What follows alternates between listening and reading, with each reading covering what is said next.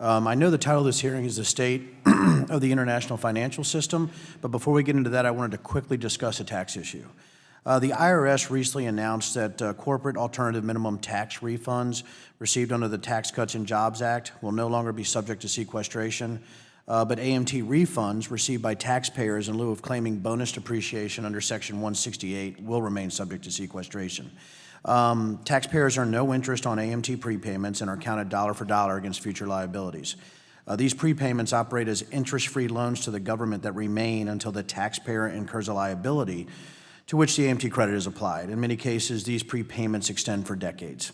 The only way to receive an AMT credit is to pay the tax, so these are not loopholes exploited by American businesses, but serve as a way to reduce their tax liabilities should they owe money to our favorite uncle, Sam.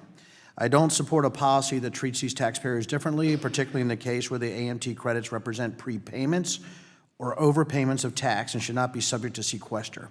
And, sir, can I get your commitment today that you will look into the actions that the IRS can and should take on behalf of these companies on the AMT credit specifically to remedy this situation? Yes, I can tell you I am familiar with it. It is a technical issue. We're working with OMB on trying to resolve it. So thank you. Thank you. And I knew that was probably a pretty quick answer, so thank you for that. And following up on tax issues, on March 5th of this year, the Department of Treasury released a policy statement on the tax regulatory process. This policy statement established the IRS's commitment to notice and comment rulemaking, the limited use of temporary regulations, and the proper role of guidance documents. One key assertion of this policy statement says sub-regulatory guidance is not intended to affect taxpayer rights or obligations independent from underlying statutes or regulations. And unlike statutes and regulations, sub-regulatory guidance does not have the force and effect of law. I wholeheartedly agree with this statement, and what I love about a bureaucracy is we actually have guidelines about guidelines. I think that's incredible. Would you be willing to would you be willing to officially adopt this position as the chair of FSOC? I will review that with FSOC and take it up with them. Sounds like a good idea. Thank you very much. I think the entire administration needs to have the same view of guidance. I would argue that if this document is good enough for the IRS, it should be equally appropriate for the FSOC or any federal regulatory body in the United States. And again, it's just based on my business background with regulations about guidance. I see my time is running a little bit short, but one final topic I want to discuss is cybersecurity.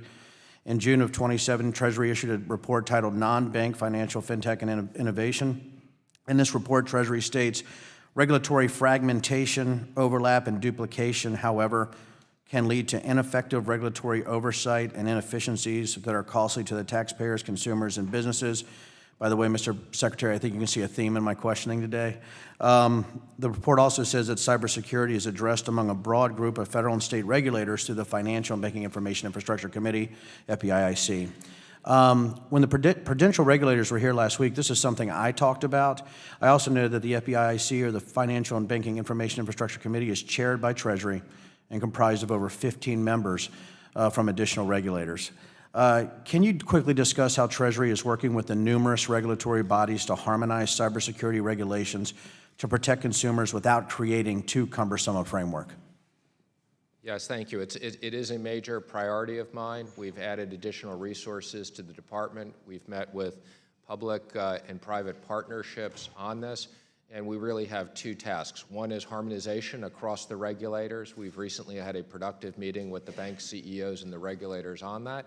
And the second is making sure we have better coordination between our intel, our technical people, and the private sector to make sure that we're fully prepared.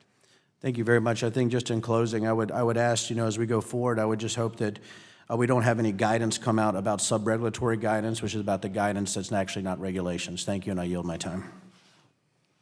Thank you. The gentlewoman from Virginia, Mrs. Wexton, is recognized for 5 minutes. Thank you, Madam Chair.